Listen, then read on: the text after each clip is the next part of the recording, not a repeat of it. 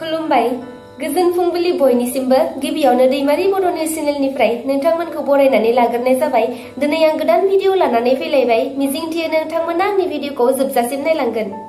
BTC हालामनि मानास हायुंआरि पार्कनि सिङाव थानाय भुयापारा अरनबारि रेन्जआव मानास हायुंआरि पार्कनि सासे फरेस्ट गार्डखौ थांनाय रबिबार बेलासिनि 3 रिंगासोआव अरनबारिनि मैसो फालोआ गाग्लोबनानै जिउ फोजोबो। जिउ गोमानाय फरेस्ट गार्डनि मुंखौ रबिन बसुमतारी होनना मिन्थिनो मोन्दों आरो बे मैसो फालोनि गाग्लोबनाय जाथायाव गुबुन सानै फरेस्ट गार्डआबो जोखोम जानो गोनां जादों, जायनि मुंखौ हितेश मेधि आरो कृष्णा बर' होनना मिन्थिनो हादों। दा जोखोम जानाय बिसोर सानैखौबो सालबारि मडेल देहा फाहामसालियाव फाहामथाय होगासिनो दं।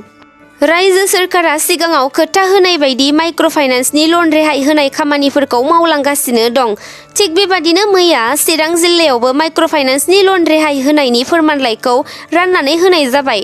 मैयानि बे हाबाफारियाव रायजो सभानि एमपि रोनगोरा नार्जारिया बाहागो लानानै सा 676 मुलाम्फायारिफोरनो बे फोरमानलाइखौ राननानै होनाय जायो।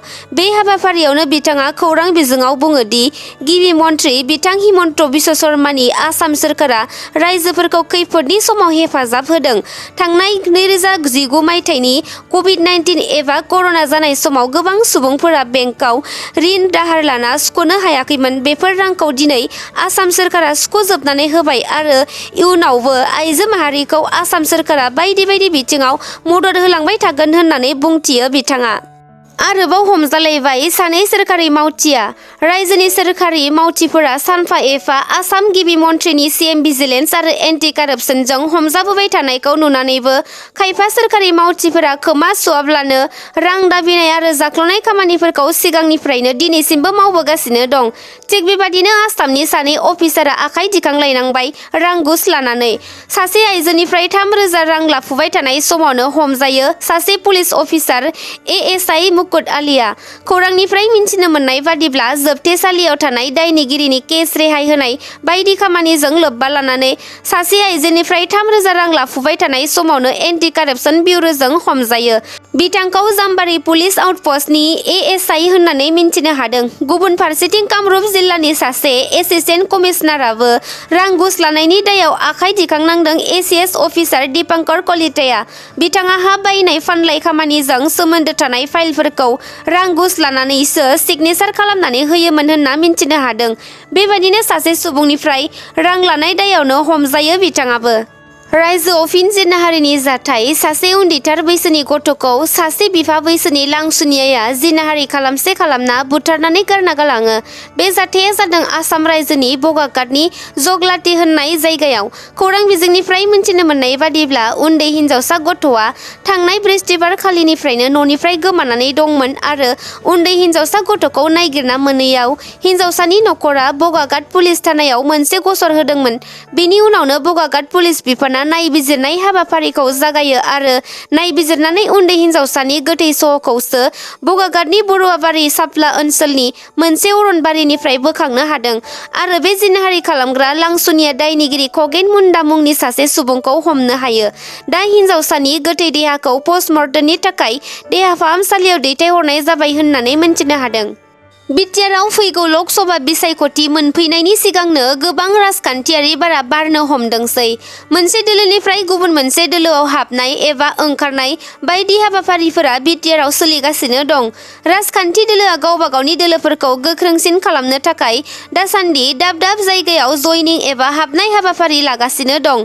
थिग बेबायदिनो मैया तामुलपुर जिल्लानि सुख्लाय सेरफां नावकाटा कमिटिनि हलाव 82थि सेन्ट्रेल वार्किं कमिटि एबा CWC बिपिएफ दोलोनि सावराय मेलाव बिटिसिनि बारग' गाहाय हाग्रामा महिलारी आरो प्रमिला रानी ब्रह्म बिथांमोननि नुजाथिनायाव बयजोंबो समाजाव सिनायथिजानो हानाय समाज सिबियारि जिसया समफ्रामारि बिथाङा बिपिएफ दोलोआव हाबो। बिपिएफ दोलोआव हाबनायनि उनाव बिथां जिसया समफ्रामारि बिथाङा खौरां बिजोङाव गाव मा जाहोनाव आथिखाल सोलिफु इउपिपिएल दोलोनि सोलाय बिपिएफ दोलोआव हाबदों गुवारै फोरमायना होयो। बिथाङा इउपिपिएल दोलोखौ नागारना बिपिएफ दोलोआव हाबनायनि गुबै गुबै जाहोनानो जादों आथिखाल बिटिसिखौ दैदेननाय इउपिपिएल सोरखारा बिसायख'थिनि समाव बिपिएफ सोरखारा 17 बोसोराव जि खामानिफोरखौ मावनो हायाखैमोन बेखौ इउपिपिएल सोरखार फैयोब्ला 5 बोसोरावनो मावजोबना होगोन होनना बुंदोंमोन। नाथाय दिनै इउपिपिएल सोरखार खुंथाया 3 बोसोर बारलांबाय। इउपिपिएल सोरखारा बिटिसिआव जेबो जौगानाय खामानि मावनो हायाखै। दिनै इउपिपिएल सोरखारा खामानि मावदों होनना बुंनाया बिपिएफनि समावनो सफैखानाय आद्रा खामानिखौसो मावदों, नाथाय गावसोर जेबो बिटिसिआव जौगानाय खामानि लाबोना मावनो हायाखै। इउपिपिएल सोरखारा फैयोब्ला बिमा माहारिनो माबाफोर थांना थानायनि राहा खालामना होगोन होननानै बुंदोंमोन, नाथाय दिनै बेफोरनि मोनसेबो खामानि मावनाय नुनो मोनाखै। फैगौ 5 बोसोरनि गेजेराव इउपिपिएल सोरखारा बायसिगोन बेयो रोखा जाबाय होननानै बुङो बिथां समाज सिबियारि जिसया समफ्रामारिया। मख'नो गोनांदि मैयानि बे बिपिएफ दोलोनि सिडब्लिउसिनि सावराय मेलावनो उदालगुरि जिल्ला बिजेपिनि लेङाइ आफादगिरि बिथां बिरदाव बसुमतारियाबो बिजेपि दोलोखौ नागारनानै बिपिएफ दोलोआव हाबबाय। आथिखालाव जौ जुवा आरो ड्राग्सनि हेंथा दुलाराय बर' फरायसा आफादजों लोगोसे गोबां समाजनि मेलेमजिबि सुबुंफोरा गुबुन गुबुन समाव सुबुं सांग्रांथियारि हाबाफारि लाबोबाय थानायखौ नुनो मोनबोबाय थादों। नाथाय खायफा सुबुंफोरा बेफोरखौ जेबो खोमा सुवाब्लानो गोसोबादि आयेननि बेरेखा खामानि मावबोगासिनो दं। बिनिनो पुलिसजों हमजालायबाय साबा जुवारिफोरा। बाक्सा जिल्लानि सिमलायाव बेसोर साबा सुबुंखौ हमनो हायो। हमजानाय सुबुंनिफ्राय पुलिसा नोगोद 62,000 रां आरो गंब्रै जानबुंजों लोगोसे जुवा खेलायाव बाहायनाय मुवा बेसादफोर हमनो हायो। हमजानाय सुबुंफोरनि मुंफोरा जादों फारियै रफिकुल आली, पंकज मेधि, बिजु तालुकदार, बिष्णुराम दास आरो रिंकु बर' होननानै मिन्थिनो मोन्दों। उदालगुरि जिल्लानि सिङाव थानाय रौता हालामनि आइजोफोरनि थाखाय गोजोनथाव खौरां। थाबैनो रौता हालामनि आइजोफोरनि रांखान्थियारि जौगानायनि थाखाय आइजो हाथाइ गायसननानै होनाय जासिगोन। बे बाथ्राखौ बुंदों 40 नं रौता बियाबनि इएम डक्टर नीलोद स्वर्गियारि बिथाङा। मैयानि सानाव मेरि मातृ मेरि देश थामहिनबा आंनि हा आंनि हादोर हाबाफारिजों सोमोन्दो लाखिनानै अमृत कलश यात्रा हाबाफारिखौ रौता जौगाखां खोन्दोआ मैया रौतानि रंजा जौस्राङाव मोन 13 बिसिडिसिखौ लानानै खुंफुङो।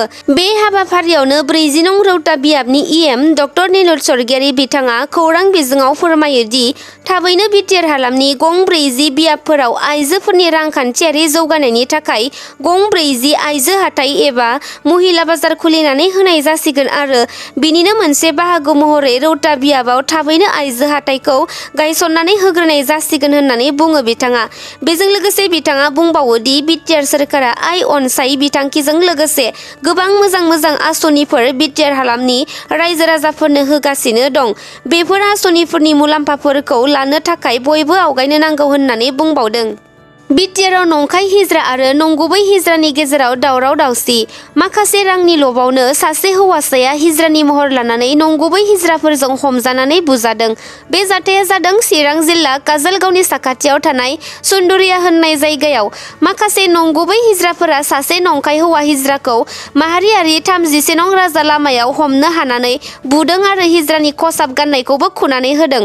दा बिथांमोना आसामनि गिबि मन्थ्रिखौ खौरां बिजोंनि गेजेरजों खावलायहरो दि बेबादि नंखाय हिज्रा सुबुंफोरखौ हमनानै जेलाव सोनो नांगौ आरो आयेननि गेजेरजों गोरा साजा होनांगौ होननानै। मानोना बेफोरबादि सुबुंफोरानो हिज्रा माहारिखौ बदनाम खालामनायजों लोगोसे समाज आरो सुबुंफोरनि नोजोराव गाज्रि नोजोरजों नायजानांगौ जायो होनना हमनो हानाय नंखाय हिज्रा हौवा सुबुंखौ बरतला ओनसोलनि होनना मिन्थिनो हादों। बाक्सा जिल्लानि सालबारि महकुमानि बेन्दोङाव थानाय फातेमाबाद साहा बागाननि लेबारफोरा मैया जौ माफिया राजेश जालाननि हेंथायै गोख्रों सोमावसारदों।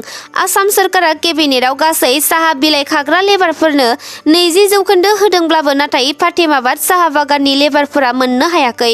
लेबारफोरनि फोरमायनाय बादिब्ला 2021 मायथाइयावनो ब'नास रांनि रादाय होदोंमोन आरो 2 सप्तानि गेजेरावनो जायफोरा ब'नास रां मोननो दं बिसोर लानो हासिगोन होननानैबो बुंदोंमोन। नाथाय ब'नास रांखौ नेयै दासिमबो मोननो हायाखै होनना बुंदों आरो सानफा एफा फातेमाबाद साहा बागाना लोरबां जालांगासिनो, जायनि थाखाय मुफिस जालान हाबनायनि उनावनो बेजों लोगोसे मुफिस उद्दिन राजेश जालानजों रां जाख्ल'गासिनो होननानै फोरमायदों साहा बागाननि लेबारफोरा।